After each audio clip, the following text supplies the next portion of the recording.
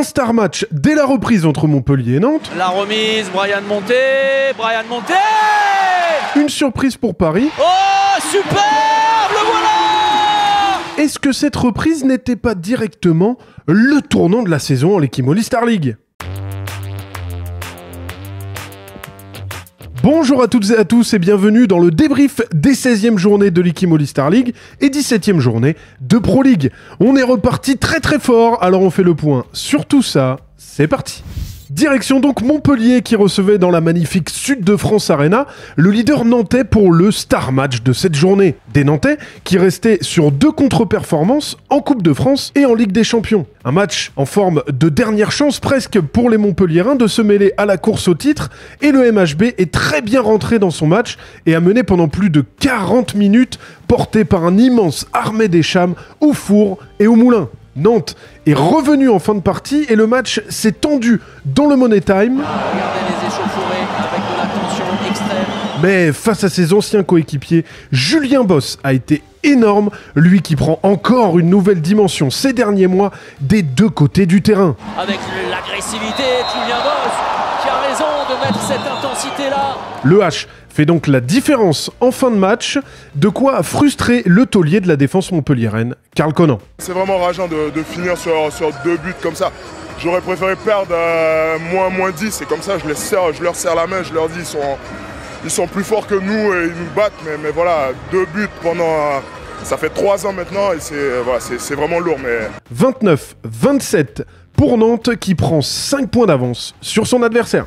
La pression était donc sur Paris qui se déplaçait à Dunkerque pour rester au contact du H. Un déplacement délicat dans le Nord où l'USDK ne s'est incliné que de 4 buts face à Nantes et de 2 face à Montpellier. Et on est en février, donc ambiance spéciale carnaval à Dunkerque qui arborait un maillot spécial pour l'occasion que perso je trouve assez pépite. Je vous laisse me dire ce que vous en pensez en commentaire. Les nordistes ont fait le show et ont bousculé Paris d'entrée grâce à l'inévitable Tom Pelayo, tandis que Paris a proposé un jeu un petit peu stéréotypé autour d'un Kamil Sipchak certes monstrueux, mais peu aidé. C'est plus qu'une tour de contrôle, hein. C'est une grue de chantier. Dans le Money Time, O'Brien Niateux a été énorme pour ramener les siens. Niateux, toujours puissant et finisseur. Et Tom Pelayo a neutralisé la dernière tentative d'Elohim Prandi. Un Prandi qui n'a pas mâché ses mots en interview après cette contre-performance. Si aujourd'hui on veut prétendre être champion de France, il faut montrer qu'on soit fort et qu'on mérite d'aller chercher encore ce trophée. Moi je vous le dis, il va falloir vraiment qu'on se bouge les fesses et qu'on se remette vite en question et qu'on fasse preuve un peu d'humilité. Parce qu'aujourd'hui on n'est pas du tout une équipe titré de champion de France. Personnellement, je ne le vois pas. C'est pas possible là. Un nul qui fait les affaires du H qui prend seul la tête du classement.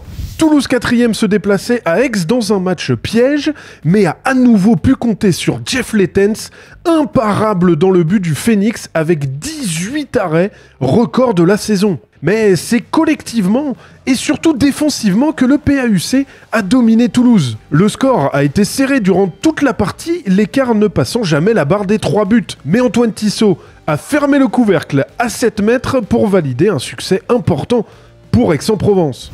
Dans les autres matchs de cette 16e journée, Tremblay a renversé Cesson pour s'imposer d'un petit but grâce à Cyril Dumoulin notamment et ses 14 arrêts. Saint-Raph pensait s'être rendu le match facile face à Istres, mais les Violets sont revenus sur la fin pour finalement n'échouer qu'à un but. Limoges enchaîne les déplacements en Suède cette semaine et ce week-end à Créteil, mais enchaîne aussi les victoires. De quoi enfin lancer leur saison au championnat ?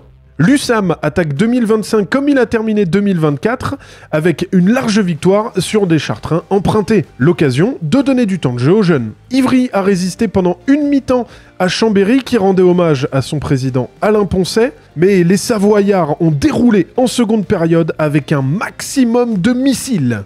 Au classement, Nantes prend donc seule la tête de la Likimoli Star League avec 1 point d'avance sur Paris et 5 sur Montpellier. Toulouse rate l'opportunité de recoller et voit Saint-Raph s'accrocher. Derrière, on retrouve toutes les équipes qui ont gagné jusqu'à la 10e place. Chambéry recolle au groupe tandis que Cesson, Istres et Ivry ne se sont pas rassurés.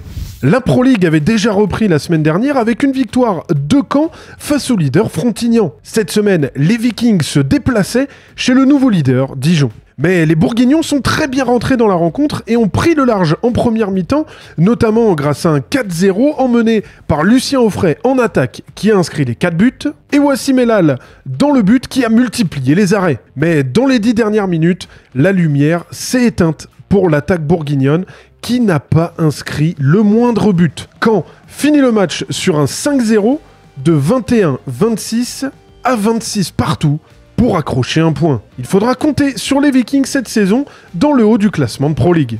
La mauvaise opération cette semaine est pour Célestat qui se déplaçait à Billère pour affronter Pobillère. Des Bernais qui allient la jeunesse sur la base arrière avec Roméo Kersozon 21 ans et Lorenzo Briand 20 ans qui inscrit les 2 derniers buts du match et l'expérience d'Arnaud Tabaran dans le but et ses 10 arrêts et la déstabilisation du meilleur Célestadien du soir, Tom Vinatier, 9 buts et 6 passes sur 7 mètres en toute fin de rencontre. Les Alsaciens ont tout de même l'opportunité de revenir dans les toutes dernières secondes, mais le buzzer retentit pour une victoire de Pobillère d'un petit but pour le plus grand bonheur de son coach Dan Rares Fortuneanu.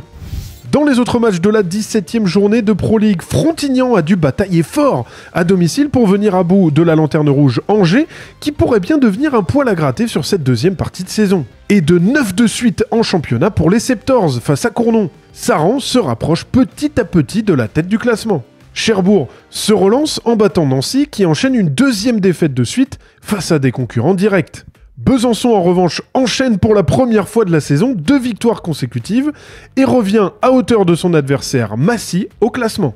Ponto a déroulé à domicile face à Sarrebourg et commence très très fort son année 2025. Au classement, Frontignan reprend la tête à Dijon, les Septors reviennent à 2 petits points des Dijonnais et distance Célestat rejoint par Caen. Attention aux équipes comme Sarrebourg et Cournon qui se font distancer par la zone de play-off. Pour Angers en revanche, il va falloir faire des coups sur cette deuxième partie de saison pour espérer.